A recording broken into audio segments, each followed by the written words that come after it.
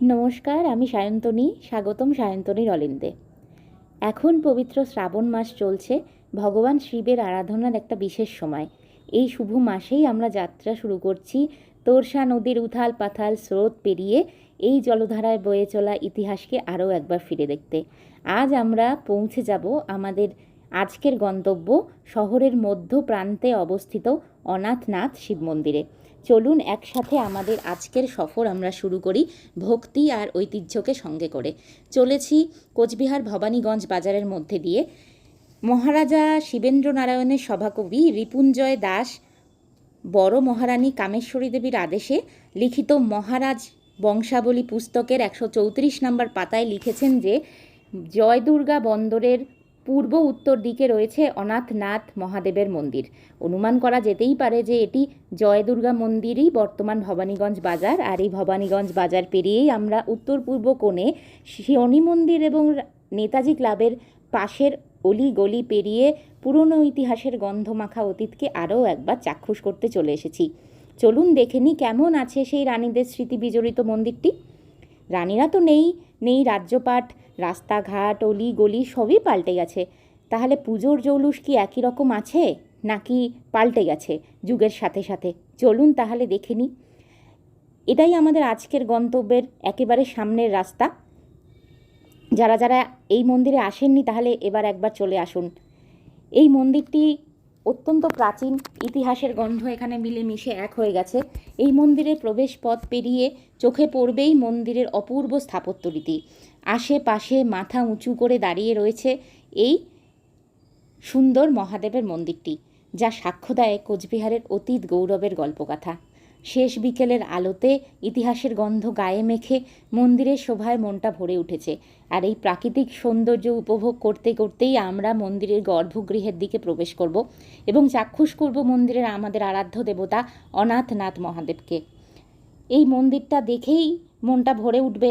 আপনারা আসবেন এবং এখানে পুজো দেবেন। শ্রাবণ মাস চলছে, দেখতেই পাচ্ছেন মন্দিরটির কি অপূর্ব কারুকাজ, আর শেষ বিকেলের আলোতে কেমন অপূর্ব লাগছে। মন্দিরটি কিন্তু খুবই প্রাচীন। এই মন্দিরের নির্মাণকাল নিয়ে কিন্তু সঠিক কোনো তথ্য আমরা জানতে পারিনি। মন্দিরটি ছোট পাতলা ইটের তৈরি, আর দেওয়াল কিন্তু খুবই মোটা। দক্ষিণমুখী এই মন্দিরটি। সামনের দেওয়ালে দু কোণে রয়েছে দুটি বেড়াল, আর গর্ভগৃহে প্রবেশের মুখেই দুটি শিলা আমরা দেখতে পাবো, একটি মহাদেব এবং একটি মহাকাল শিলা।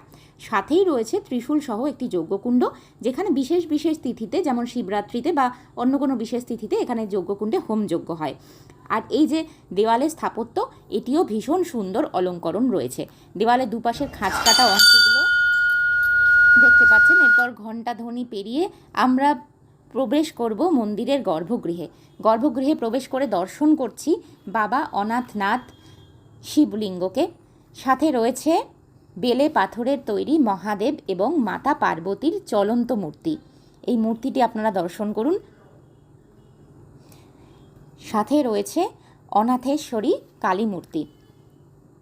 এই কালী মূর্তি দেখে কি আপনাদের একটু চেনা চেনা লাগছে? মনে হচ্ছে কি এটি মদনমোহন বাড়ির কালী মূর্তির সঙ্গে খানিকটা মিল রয়েছে।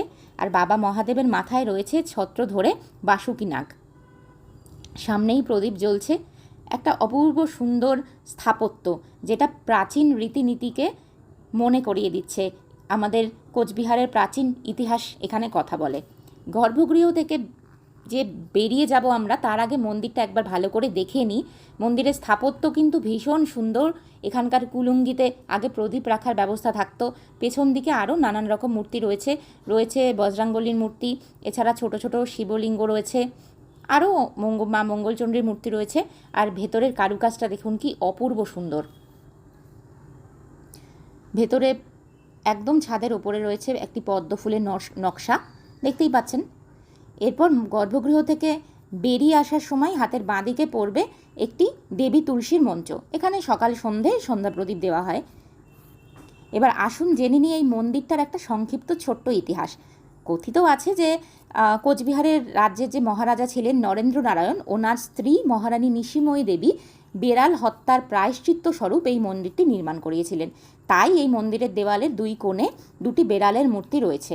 গর্ভগৃহে প্রবেশের পরেই পথের ওপরে আপনারা দেখতে পাবেন যে একটি সিদ্ধিদাতা গণেশের মূর্তি রয়েছে, দুটি রাজকীয় সিংহ মূর্তি রয়েছে এবং পদ্মের অলঙ্করণ রয়েছে। মন্দিরের কারুকাজ অত্যন্ত সুন্দর। এটি পশ্চিমবঙ্গ সরকারের হেরিটেজ কমিশন দ্বারা 2020 সালে অনুমোদন পেয়েছে। এই মন্দিরটি কিন্তু বর্তমানে রয়েছে কোচবিহার দেবোত্তর ট্রাস্ট বোর্ডের অধীনে। এই মন্দিরের একেবারে উল্টো দিকে সামনেই রয়েছে শিব দিঘি। এই দিঘির জল কিন্তু মন্দিরের পুজোর কাজ সহ বিভিন্ন মাঙ্গলিক অনুষ্ঠানের কাজকর্মতে ব্যবহৃত হতো আর কি। আর এখন সেরকমভাবে ব্যবহার হয় না, তবে এই দিঘিটি সংস্কারের অত্যন্ত বেশি রকমের প্রয়োজন। আর বর্তমানে এই মন্দিরটিরও সংস্কারের কাজ চলছে।